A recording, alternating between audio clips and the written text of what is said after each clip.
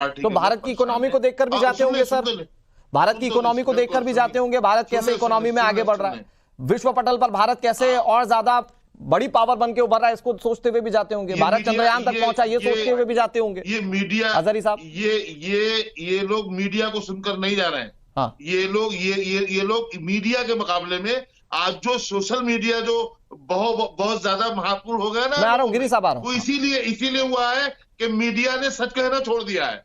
Media चापलूसी करने अच्छा, सच वो है अजहरी साहब जो आप सुना रहे हैं ना। आप सुन ले मेरी बात सुन ले। आप जो आपको कहना है कह लेना। मुझे आपने मौका दिया है, भारतीय जनता पार्टी की प्रवक्ता को बार दिया है। नहीं सर, आज सर उनके नेता जा रहे हैं ना अयोध्या, तो मैं वो राजनीतिक गणित समझने की कोशिश कर रहा हूँ। पॉलिटिकल पार्टी के तो है नहीं, आप तो मुस्लिम धर्मगुरु है ना।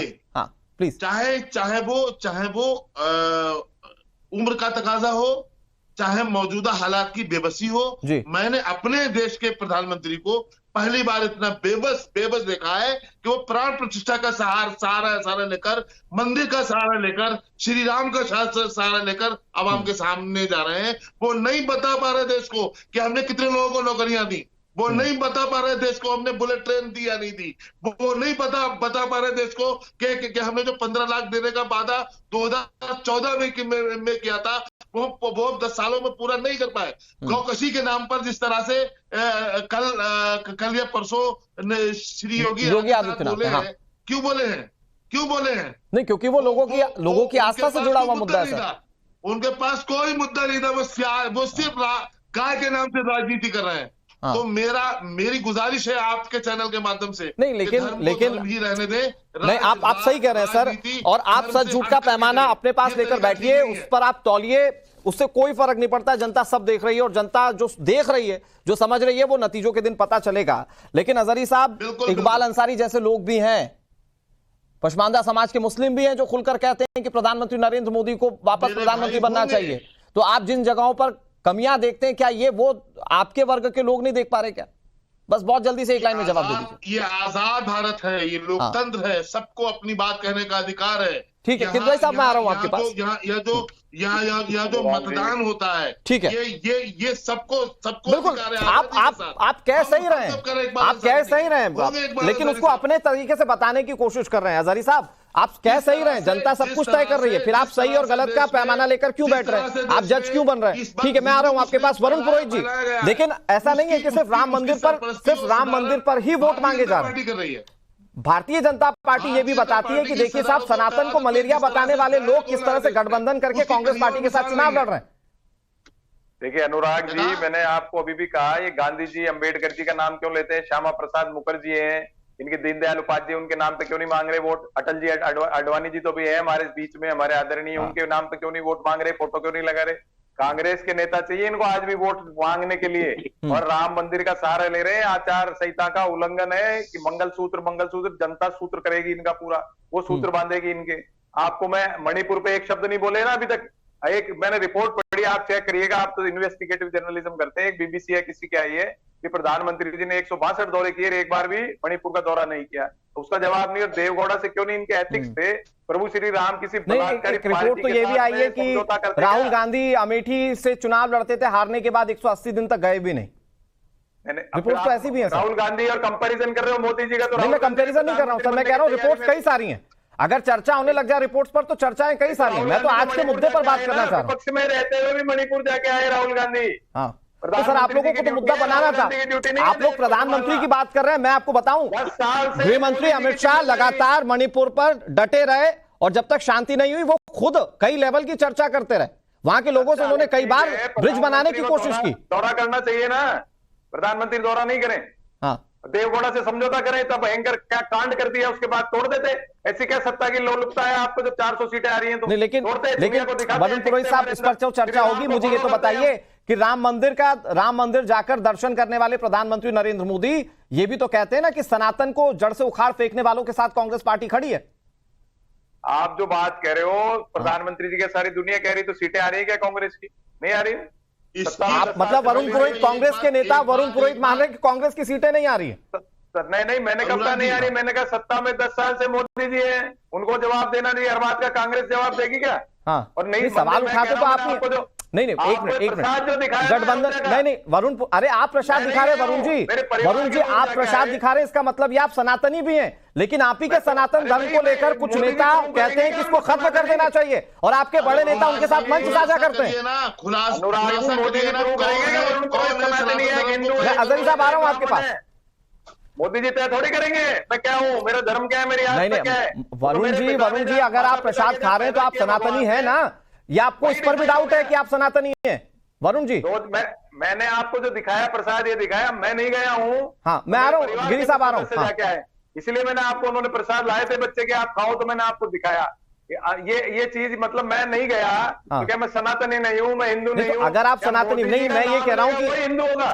अरे वरुण साहब मैं फिर एक बार पूछ लेता हूं, मैं इतना वक्त नहीं दे पाऊंगा। वरुण साहब मैं ये पूछ रहा हूं कि अगर आप खुद सनातनी, तो आप ही के सनातन धर्म को खत्म करने की बात करने वाले आप ही के पार्टी के साथ गलबैया करके बैठे हैं, इस पर जवाब देंगे? इस पर भी तो चुनाव लड़ती ना भारतीय जनता पार्टी। आप आज मोदी जी से देवगौड़ा जी का समझौता तोड़वा दीजिए, मैं आज ही आपके सामने फोन करूंगा आला कमान को और सुनवाऊंगा आपको स्पीकर पे, और बताइए कि समझौता तोड़िए।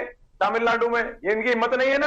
नहीं सर, क्योंकि इनको 400 पार 300 पार। वहां तो भारतीय जनता पार्टी कह रही है कानूनी कार्रवाई हो, आप तो कानूनी कार्रवाई की बात तक नहीं कहते। कानूनी कार्रवाई नहीं, डीएमके पर आप कह दीजिए, डीएमके गलत कह रही है और डीएमके पर कार्रवाई होनी चाहिए, आप कह दीजिए। उन्होंने कई लोगों की भावनाओं को हर्ट किया है। ये कंटेंशन नहीं हुआ अनुराग सिंह जी की भारतीय जनता पार्टी की कार्रवाई आप तोड़ रहे थे, ये तो श्री राम। चलिए मैं कह रहा हूँ धनंजय गिरी जवाब दे देंगे। धनंजय गिरी प्लीज जवाब दे दीजिए। की बात नहीं, ये चैंपियन बनना चाहिए। अनुराग जी कांग्रेस के एक पुराने नेता ने कल कहा था, कल ही के बयान है उनका, कि राहुल गांधी अभी अगला चुनाव रावलपिंडी से लड़ेंगे रायबरेली से हारने के बाद। कांग्रेस का नापाक रिश्ते पाक से सरेआम हो गए। आज नेशन जानना चाहता है कि रिश्ता क्या कहलाता है। वहां फवाद का मवाद बह रहा है राहुल गांधी के चुनाव हारने को देकर के। और मैं हाफिज नूर के एक बात पे घोर ऑब्जेक्शन करता हूं, इस देश के मुसलमान बुत परस्त ना हो लेकिन वतन परस्त तो जरूर हो। इस देश के वजीर आजम को उम्र का तकाजा बता रहे हैं। अरे कुछ तो लाज शर्म करिए, वतन खाया वतन का नमक तो नमक हलाल बनो। अब कम से कम आप इस देश को सरिया के चलाकर सीरिया बनाने से नमक का सरियत देना तो सीख लो कम से कम।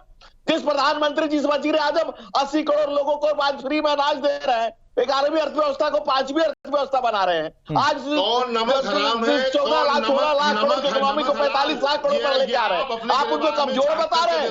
अरे जिसके जोर से कांप रहा है अगल बगल, आज पाकिस्तान के भीतर लोग हो रहे हैं। कैसे भी किसी भी इस्लामिक मुल्क में कहीं जमहूरियत नहीं है। हुजूर आला जमहूरियत कहीं नहीं है। अरे नमक खाते हैं तो नमक हलाली करिए, नमक हलाली करिए। नमक देना सीख लो। अच्छा धनंजय गिरी जी एक मिनट। अजहरी साहब एक मिनट। नहीं अजहरी साहब एक मिनट। ओके धनंजय गिरी जी और अजहरी साहब एक minute please.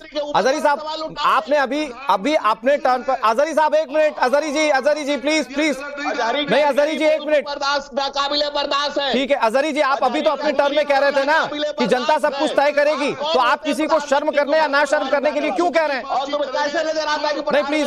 Okay Dhananjay Giri ji please, मैं आऊंगा आपके पास। ओके अजहरी साहब आऊंगा आपके पास, लेकिन आशुतोष महाराज जी अगर अब तक आवाज पहुंच रही है और आपकी आवाज दुरुस्त है तो सर मुझे ये बताइए, इस चर्चा में ये बात समझना बहुत जरूरी है कि राम मंदिर का मुद्दा वोटर्स के बीच में कितना बड़ा मुद्दा वाकई है, क्योंकि कुछ लोग इसे सिरे से नकारते हैं, कुछ लोग कहते हैं कि बेरोजगारी और बाकी चीजों पर चुनाव हो रहा है। बल्कि भारतीय जनता पार्टी की कोशिश यह थी कि राम मंदिर के नाम पर भी जनता को बताए कि कैसे बीजेपी ने संघर्ष किया और उसके बाद ये वोट में तब्दील हो। आप बताइए कि कितना बड़ा मुद्दा है ये? राम मंदिर का मुद्दा कोई छोटा मुद्दा नहीं है था, ये पूरे विश्व का मुद्दा था, सारे सनातनी धर्मावलंबियों का मुद्दा था। 550 वर्ष प्रतीक्षा करने के बाद राम मंदिर बना है।